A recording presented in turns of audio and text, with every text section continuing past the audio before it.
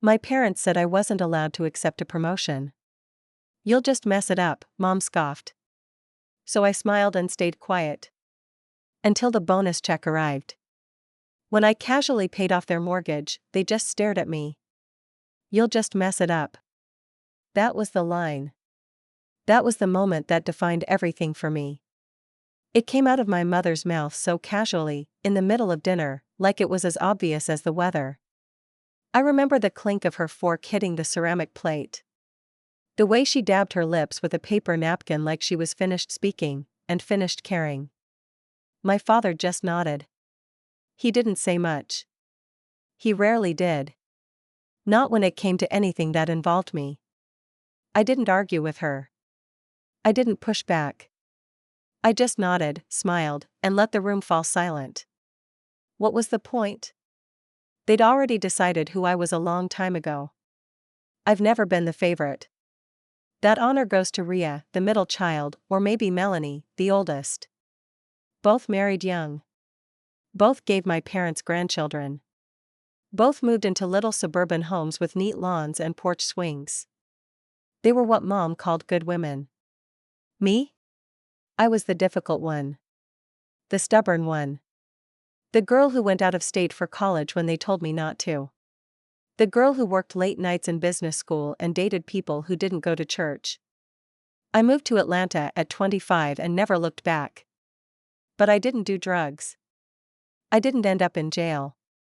I didn't ruin my life, as Mom always said I would. I just didn't follow their path, and for them, that was enough. By the time I was 35, I was working as a product analyst for a tech firm in Atlanta. Nothing fancy, but I was good at it. I loved the logic. The clean, neat conclusions that came from messy data. I wasn't climbing the ladder for status, I just liked solving puzzles. So when my boss called me into her office and offered me a promotion to Senior Director of Product Strategy, I nearly cried. Not because I was surprised. Because I wasn't. I had worked for it. I had bled for it. I had let the job eat my weekends, my evenings, even some holidays. It came with a salary hike, more responsibilities, and the chance to shape the direction of an entire department. There was a bonus, too. A big one, if I hit our growth targets. I should have celebrated. But instead, I drove down to Sarasota to visit my parents that weekend. Some small part of me, probably the child I used to be, still wanted them to be proud. Dinner was awkward, as usual.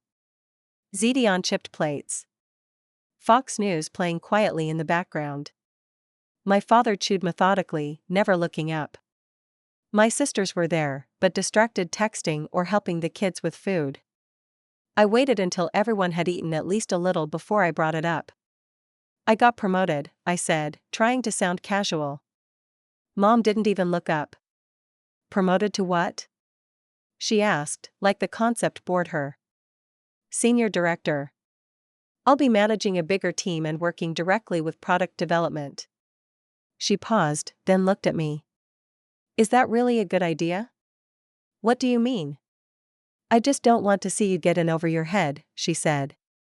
"You don't really do well under pressure." I stared at her. "I've been doing this for years. I know the role." "You always think you know," she said, smiling in that way that wasn't a smile. "But you'll just mess it up. You always overdo things. You push too far. Then it all blows up." No one said a word. Even the kids seemed to go quiet. Melanie avoided my eyes. Rhea looked vaguely amused. I didn't say anything. Not one word. I just smiled, took a sip of water, and didn't bring it up again. I went back to Atlanta the next day and accepted the offer first thing Monday morning. The job was demanding, but I wasn't afraid of hard work. What I wasn't prepared for was how quickly things would escalate. Within 6 months, I was overseeing 26 people across 3 product lines. My weekly reports were being reviewed by executives in boardrooms I used to dream about. I started traveling to Chicago, Austin, and San Diego. For the first time, people really listened when I talked. I'd walk into meetings and watch eyes turn toward me, not out of obligation, but respect. I had something to say, and they wanted to hear it. And for someone who'd spent most of her life being doubted by her own family, it was intoxicating. But I still called my parents every Sunday. Still sent birthday cards. Still drove down when I could. And still, nothing changed. When I mentioned traveling to pitch a client in Denver, Mom said, "Don't get cocky."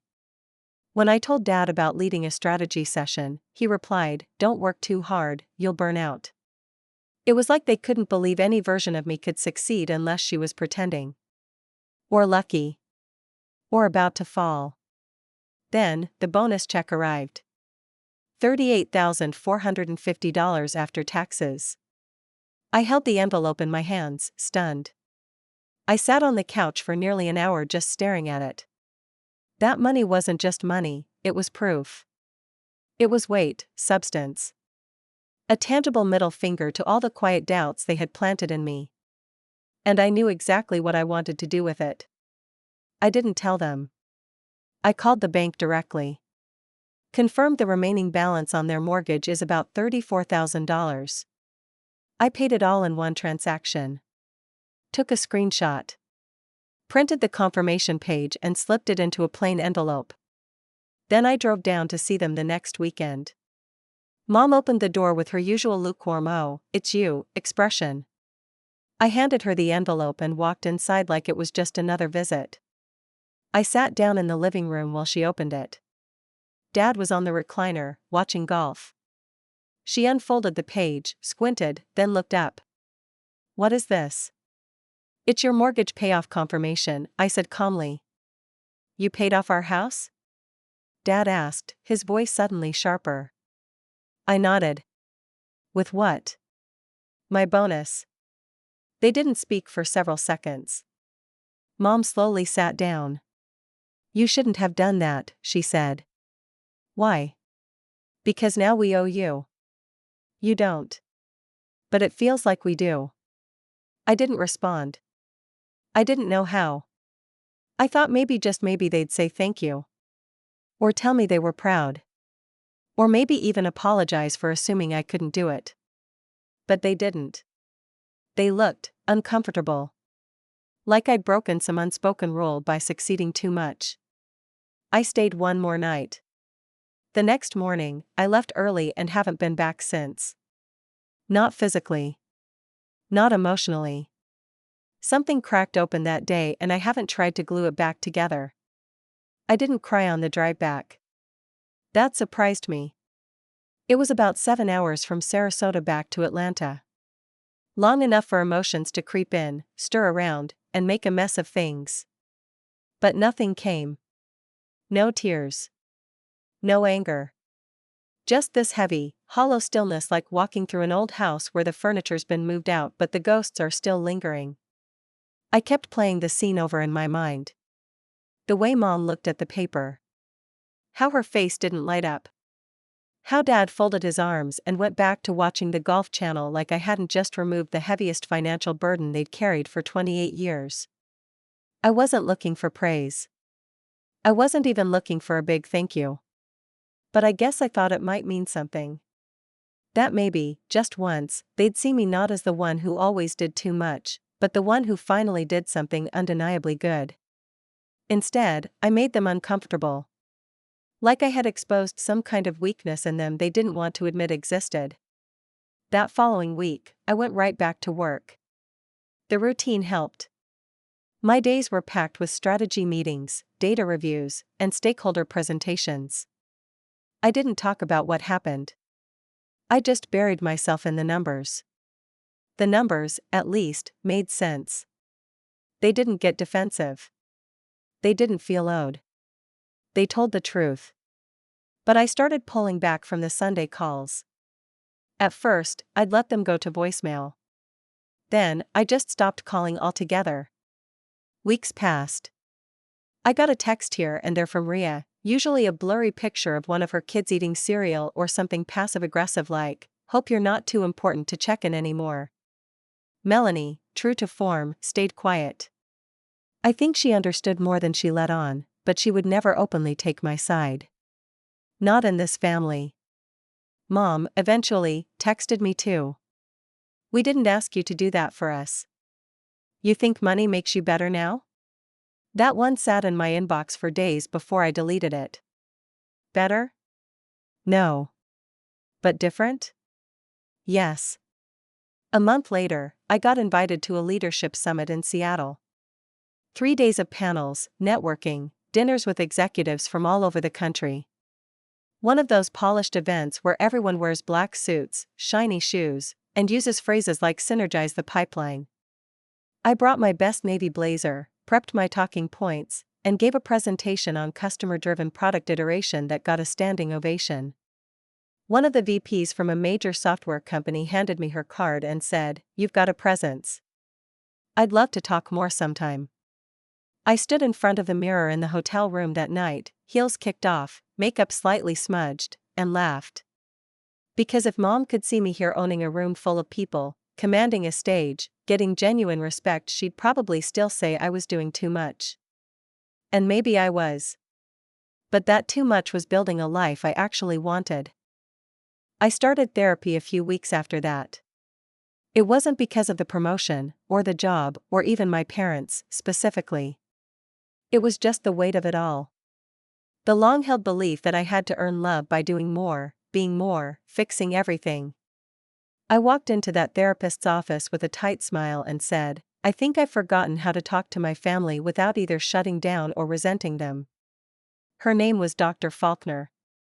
Early 50s, short gray hair, blunt but warm in the way only people who've seen it all can be. She didn't waste time. "They made you feel small to keep their world manageable," she said once during a session. "Now you're bigger than their world, and they don't know what to do with you." It landed like a stone in my chest. I kept going every Thursday. And slowly, the guilt began to loosen its grip. Then Christmas rolled around. I hadn't committed to visiting. My work was offering holiday pay and I had the chance to fly to Chicago to meet with a client I'd been mentoring. But part of me always comes back to that part that still wants to belong. Still wanted to be at the table with the too dry turkey and awkward small talk and presents no one asked for. So I drove down again. They hadn't decorated as much that year. The plastic nativity scene was still on the front lawn, but the lights were only half-strung and the tree inside leaned slightly to one side. Maybe they were tired. Maybe they were just older. Dad was thinner. His hair is more gray than I remembered. Mom still wore her thick-framed glasses and a tired scowl, but even she seemed slower. We sat through dinner without fireworks. Ria's youngest opened a noisy singing toy and everyone laughed. I helped Melanie clean up. It felt almost normal. Until the next morning. Mom sat next to me on the back porch, coffee cup in hand, watching the palm fronds sway in the breeze. She didn't look at me when she spoke. "You embarrassed us." I turned slightly. "By paying off your mortgage? By making us feel like we couldn't do it ourselves. You had 28 years. That's not the point." "What is the point, then?" She sipped her coffee. "You don't understand what it's like to be made to feel incapable. Like someone had to come in and save you." I laughed under my breath, not out of humor, but disbelief. "You think I don't understand that feeling?" She didn't reply. We sat in silence after that. Just the rustle of leaves and the faint chirp of birds. I didn't respond. Not really. I didn't know how. I wanted to say, "That's how I felt for most of my life, Mom." That I had to prove myself just to be tolerated. That being anything other than quiet, obedient, and mediocre was a threat. But I didn't. Because what was the point? Instead, I finished my coffee, stood up, and went inside to pack my bag. I drove back to Atlanta that afternoon. 5.5 hours, no stops except one gas station where I got a stale chicken salad sandwich and a bottle of water I barely touched. I didn't turn on music. I didn't listen to a podcast. I just drove in silence. The conversation with Mom replayed in my head like static on a loop. "You embarrassed us." As if success had humiliated them. The irony wasn't lost on me. I had paid off their mortgage, given them what should have been relief. And instead, they felt exposed. Not just exposed small. The way they had made me feel for most of my life. That revelation wasn't satisfying, though. It didn't feel like justice or revenge. It just felt empty. Like we'd all lost something. I threw myself into work again. January was harsh. The team was dealing with a problematic rollout. One of our project leads quit mid-sprint, and I was left to cover strategy and triage issues daily. My phone buzzed nonstop.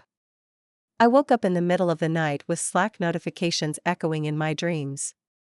But I felt oddly centered. Focused. Like everything else, my family, the guilt, the grief had faded into the background. It had to. There was no space for it. Still, it crept in during the quiet moments. At night, in the hour between shutting down my laptop and crawling into bed, I'd sit on my couch in the dark, holding a mug of tea and wondering if I was ever going to be enough. Not professionally, I'd long since accepted I was more than capable, but emotionally. To someone. Anyone. To be accepted without being measured against old expectations I never agreed to.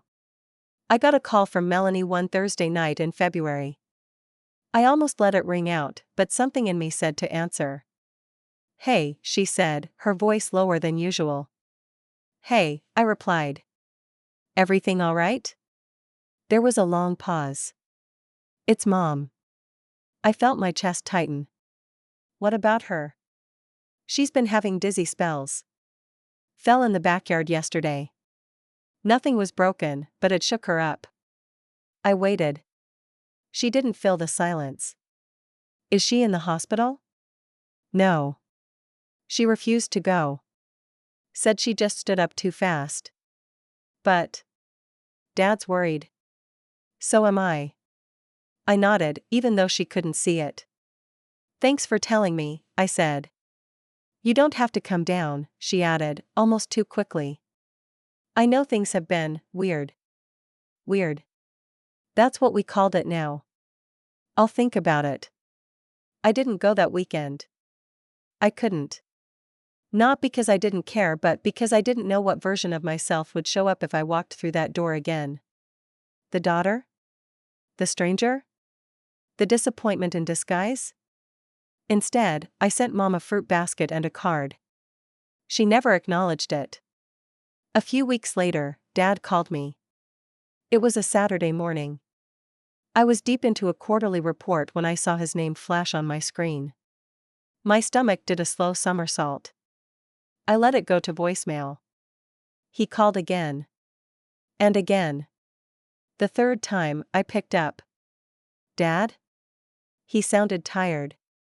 His voice was always quiet, but this time it was something else frayed around the edges. "I just wanted to talk," he said. "Is everything okay?" He didn't answer right away. "I know you think we don't care," he said slowly. "And maybe we didn't show it well. But I want you to know. I've been thinking about what you did. For the house." I waited. I don't know how to say thank you. I've never been good at saying things. "I noticed," I said before I could stop myself. He chuckled softly. "Yeah. Your mom and I, we came from a time where you worked, paid bills, kept quiet. Praise wasn't really part of it. But criticism was," I said. He sighed. "I think we expected you to fail because we couldn't imagine doing what you've done. So we figured it couldn't be real." There was a pause. A long one. "But it is," he said. "You're the real thing. And I'm sorry it took us so long to see it." Something flickered in my chest like a match that caught but didn't quite turn into a flame. "Thanks," I said quietly. "That means a lot." "It's not enough," he said.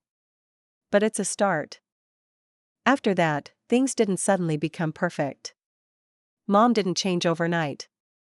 She never called to say sorry or thank you.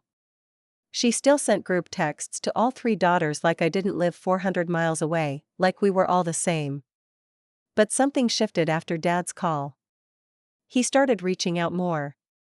Sometimes just to talk about the weather or ask about my dog. He remembered Ollie's name.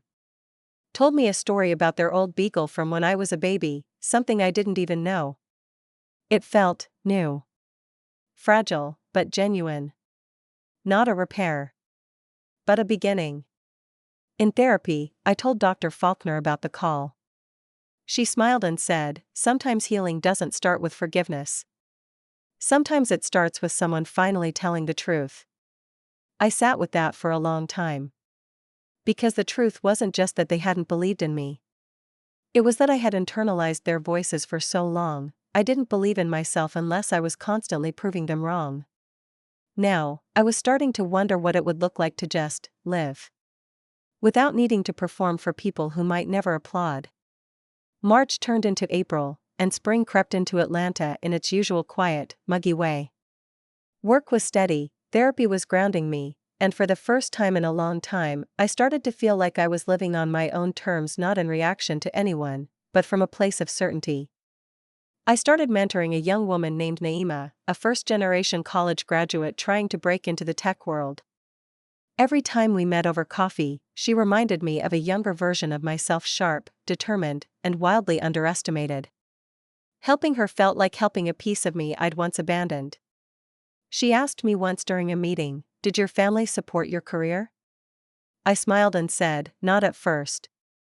But I learned to support myself and eventually, they learned to catch up." In late May, I got an invitation to speak at a regional innovation summit in Sarasota. Of all places. I had no intention of going initially. But something kept gnawing at me.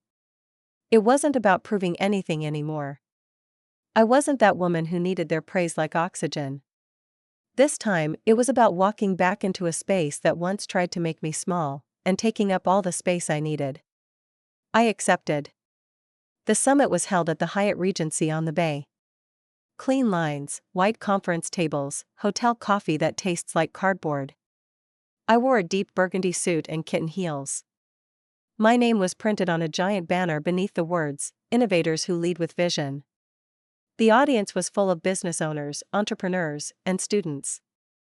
The panel went smoothly, and during the keynote, I spoke about leadership, resilience, and carving your own path when no one hands you a map. I didn't once mention my parents. But I could feel the ghost of their voices the whole time. You'll mess it up. Don't go too far. Don't reach too high. And I spoke anyway. Afterward, I stood near the refreshments table while a few attendees asked for photos. One older woman came up and said, "My daughter wants to be like you." I just texted her that you're the real deal. That moment? That was the revenge. Not a scream. Not a slammed door. Just proof. Real, undeniable proof. The next morning, I dropped by my parents' house unannounced. I hadn't warned them. I hadn't even told them I was in town. But something in me wanted to end the loop, not in anger, but with clarity. Mom opened the door wearing a faded housecoat and slippers. She blinked like she didn't believe it was really me. "Oh," she said, stepping aside. Inside, the living room looked exactly the same. Same worn beige carpet. Same picture of Jesus above the fireplace. Same armchair where Dad always sat. Except now, he wasn't there. He was in the kitchen, shuffling around with a newspaper under one arm. "Mara?"